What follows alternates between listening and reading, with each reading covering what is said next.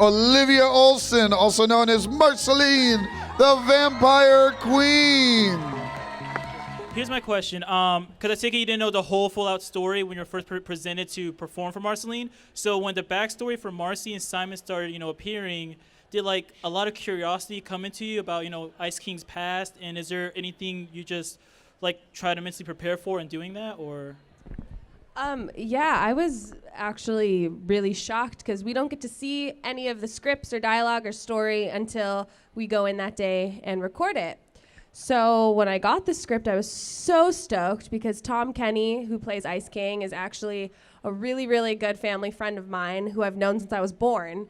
So I've had a few episodes here and there where I just had to pop into the studio a few times and do a line and leave. But the fact that I really got to sit down and do an entire episode with this man who I've looked up to my whole life as SpongeBob and stuff, and it's crazy because he actually used to babysit me and my brother. So the fact that he kind of watched over Marceline. Whoa. I understand your childhood here. Your babysitter was SpongeBob SquarePants. You actually got to watch SpongeBob SquarePants with SpongeBob. Yes, and I don't know her name, but the computer in SpongeBob, that Plankton's wife, Karen. Yeah, that's Tom's wife, Jill. So I sang at their wedding when I was 4. So I was so excited when the whole Marceline and Simon thing happened because, Tom Kenny is just the mecca of voice actors.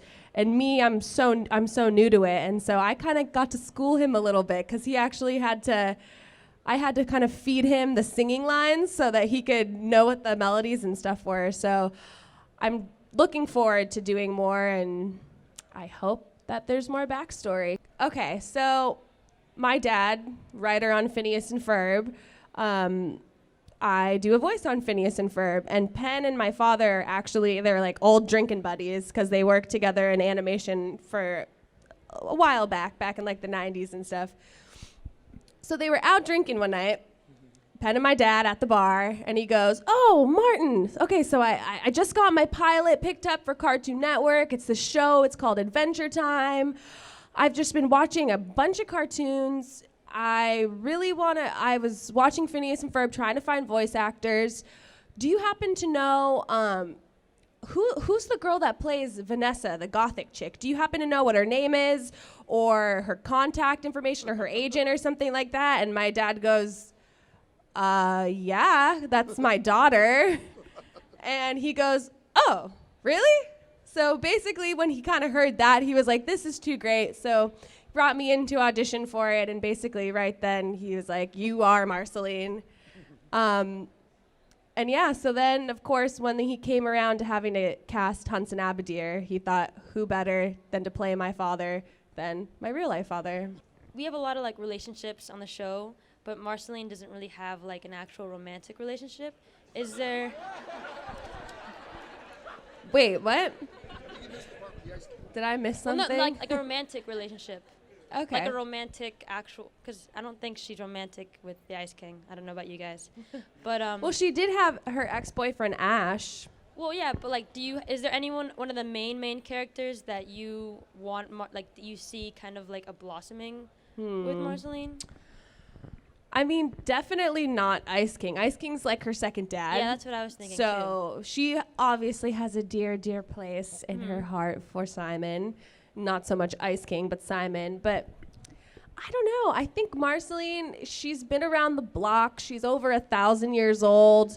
Finn and Jake, they're these dumb little kid and dog to her. Yeah. They're her friends, but she would never go there. Yeah. I think that I want to know still who the Vampire King was for her to be a queen, right? Yeah. But You know, I think she needs to find someone up there who's on her level. Marceline, is it just you and me in the wreckage of the world? That must be so confusing for a little girl.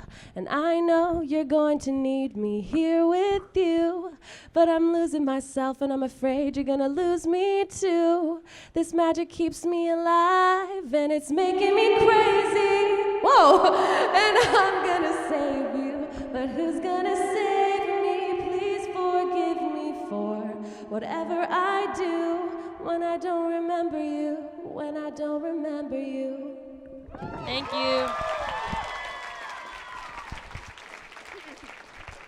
When it comes to your singing, like, how does it work with your performances? You do it so naturally, like, I feel the emotion, like, freaking Oscar caliber, like, Barry Ann Hathaway from Les Mis. I don't know.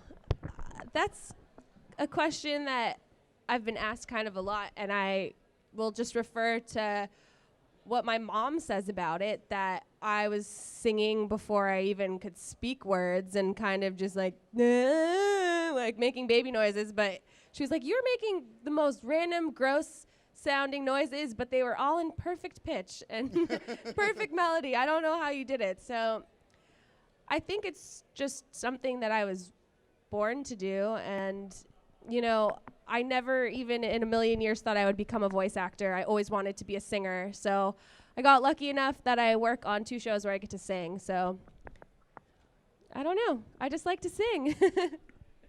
Could you tell us where she got the vampire bites from?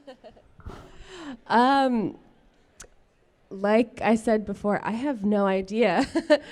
It's kind of disappointing, I know, but we don't get the scripts until the day of, and they won't give us any information ahead of time. But I did ask Penn, I said, are we ever going to touch on the subject of when she got turned into a vampire? And he, oh, yeah, maybe. That's how Penn is. He just, oh, yeah, okay, I'll think about it. So hopefully, seriously though, you guys, one of the great things about this show is that there are so many people that work for Cartoon Network that's job is actually to go out and, you know, they read the forums and they see what people want to see on the show and they'll give it to them. So if you guys have any suggestions, start spamming the message boards and your voices will be heard. Is Adventure Time made for late night people that may not be completely sober? Is that their target audience, or do they see it as a kid's show? I think that one of the great things about it is that it's kind of for everybody, you know? The animation is so aesthetically pleasing, so it would be great for a 3-year-old kid that's getting their brain stimulated and kind of just woo, and it's also great for, you know, stoners sitting down and trying to get their brain stimulated. So in a sense, I mean, it's just, there's something for everyone on the show, you know? I feel like every character, someone can relate to at least one of the characters on the show. So I think that's really what he targeted. I mean, I know Penn, and when he probably made the pilot, he was probably leaning more towards the adult kind of stuff, but it is a kid's show too, and that's what's so great about it. Ward recently has had his fingers in many pies, but another show he's working on is Bravest Warriors. Yeah. Woo! Has he, and also with Cartoon Hangover, I know that you guys have been with Bravest Warriors, associating yourselves with on YouTube and all that stuff. Has any of those groups of people contacted you for voice work for any of their episodes or characters? Not yet. You know, I would definitely be open to doing, you know, Cartoon Hangover or something like that. But right now, I am solely, you know, doing the Marceline thing, and it's a good gig, so I won't complain that I'm not not being asked to do the other stuff, but I would love to. But why is it that she drinks the color red instead of drinking blood? 'Cause red is awesome, duh. I just think it's a fun little spin on, I mean, over the past, 5 years, vampires have become so big with, Vampire Diaries, True Blood, Twilight, all that stuff. And they're all trying to make vampires these hot, sexy beings that'll kill you in your sleep and stuff. And if But you know, Marceline, she's just like a trickster, and maybe all vampires really only have to eat red, you know? But she's just the first one that was smart enough to realize it. Thank you. And you record in groups. Yeah, we record it all together for Adventure Time. For Phineas and Ferb, I go in by myself, but Adventure Time, it's so fun that way, though, because it's almost like we're all kind of like a live action version of the TV show in the booth. And it's cool because we get to like play off of each other. Because you don't have to think, okay, well, maybe Jake's going to say it like this. You hear Jake say it, and then it's like, oh, I know exactly how to react now. What's your favorite part of Vanessa? My favorite part of Or Vanessa. least favorite, if that's the more interesting story.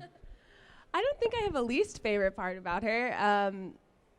I mean, at the time when I was casted on the show, because Dan and Swampy, who created it, were also good family friends of ours, so they kind of drew her to look like me in a sense. So when I basically went in there for the first time, they're like, just be you. We want a teenage girl who kind of is over her father's antics and is snarky and hates life. So I kind of just went in there with my attitude at the time. I was 15, 16 years old, and kind of just made her my own of just, you know, being a regular teenage girl. So I think that's what's good about her, because she's just relatable, and Candace is such a different character than she is. She's super uptight and like manic almost, and Vanessa's just like, whatever, you know, I hate you all, leave me alone.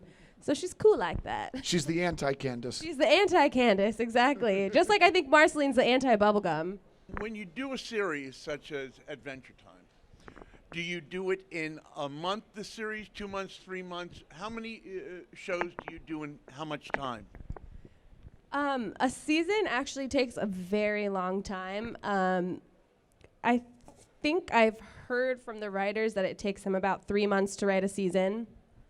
And then we go in, they record one episode every week. So John and Jeremy, who play Finn and Jake, they're there every Tuesday recording the stuff. But I'm obviously not in every episode, so I just come in when it's needed. But it's like a strict schedule of every week. So let's say there's 15 episodes in the season, so it takes 15 weeks to get it done. And then another probably 6 months to animate it after that. But when you say 15 weeks, it's 15 Tuesdays? 15 Tuesdays, yes. Okay, so the voice actors are really working 1 day a week, right? Yes. Since you're working 1 or 2 days a week, are you contracted solely to that show, or can you do other shows? No, yeah, I could do anything I want, really, as long as they're not a On Tuesday. anti-Adventure Time bashing group or something like that. Or on Tuesday. Or on Tuesday. Well, actually, it's funny enough because Phineas and Ferb records on Tuesdays as well. And just my luck, the way that it always is, I won't work for a month straight, and then I'll have both of them on the same exact day at the same exact time. So you just got to love how that works out. If your dad is not already a famous cartoon creator, how does one get into voice acting? You know, just auditions, really. You got to make a reel, get an agent. I mean, everything I did for the shows I did, I had to audition for it still, even though I did have a little bit of a connection, not going to lie, but it really is hard work, and if you want to get into it, voice acting is something that you actually can do anywhere. Some of the people on Phineas and Ferb live in New York, and I'll kind of be waiting for my turn in the booth, and they're talking to the guy over the phone through a different studio in New York. So you could really do it from wherever. And I know Jessica DeChico, who plays Flame Princess, she's here, and she was saying, she's like, oh, I have to record and send out all these auditions while I'm here. So she had a big giant microphone in her suitcase that actually got us held up at security for a little bit. What did you think of the Fionna and Cake episodes? Oh, I love them. I think it's so cool. I think that's what makes the show like so great too, because I mean, if you are obsessed with a character, but it's a girl or something and you're a guy, it's like, okay, that's kind of weird. But no, wait, there actually is a guy version of it. So I think it makes it like even more relatable for everybody because you can kind of be whoever you want to be, especially in like the cosplay world, you know? And also, I wanted to know, what did you think of Marceline's counterpart, Marcia Lee? He's awesome. I got to meet Donald at San Diego Comic-Con, and I was so lame. I didn't realize like who he was and like how cool he was, and I didn't know he was Childish Gambino for that matter of fact. So we were sitting there and just kind of chit-chatting before we had to go out and do our panel, and I'm sitting there just like drinking some coffee, humming to myself, I wanted you to know that I am ready to go. And he goes, oh, you like my stuff, right? And I'm like, what? Like, I had no idea. And then someone actually had to tell me later, like, yeah, that's Childish Gambino. And I felt like the biggest loser in the world. I just had no idea. And I was like, I embarrassed myself. Who's your favorite character? I think my favorite character is probably the Lord of Evil, just because my dad plays it so well. And I mean, honestly, could you guys have ever guessed that he's not a voice actor? Because he does such a great job. That was his first time ever doing any sort of acting. So I just think the fact that it came to life so well, like, makes it so great. And is he anything like that character at home? Well, it's kind of funny because at some point, every kid thinks their dad is the Lord of Evil. Well, my dad really is. Like, he literally, like I said, he's a writer. So he just had written his first book that got published, which was called The Encyclopedia of Hell, which he wrote in the first person as Satan. And Lord of Evil is kind of, you know, devil-like. So it was just too perfect because Penn was like, oh, you wrote that book as Satan. Now you're going to play Satan on my kid's show. And he ended up writing the Encyclopedia of Adventure Time, which was based off of his format of his book. So we've always made Adventure jokes Time about is it. kind of in hell. Well, the Nightosphere is. Not the land of Ooh. Ooh is like Earth. The Nightosphere is like hell. Yeah. And Lumpy Space is kind of like heaven with the clouds and stuff. I don't know. Netflix writes their own description of the series, and it says, in a post-apocalyptic world. Have they given you any clue how we got from Earth to Ooh, or do you see it as a completely separate? Well, it's always been Ooh. It's always been Ooh. It's always been Ooh, I think. It's not Earth after a war or something like that. But it's a post-apocalyptic Ooh after the Mushroom War. So I think they're going to have some more episodes coming out that's going to talk about the war, because it's so hush-hush. I feel like it's almost like Voldemort, where you can't say Mushroom War, you know? But I think in the upcoming seasons, they're going to talk a little bit more about what exactly happened. Whose personality do you relate to the most? Oh. Do you relate to Marceline or Vanessa more? Oh. Or some other character you've played? I think probably Marceline. Maybe when I was younger, I related to Vanessa a little bit more, like I said, because she was just like a angry teenager. But now that I've kind of been working in the industry and stuff for a while, and I've been able to see so much more and like meet people and really get in touch with my music and stuff, I don't know. Marceline's kind of like an extension of myself. So she's very similar to me. All right, Miami. Oh, see, they're already giving you the round of applause. They didn't even have to ask for it. Olivia Olson.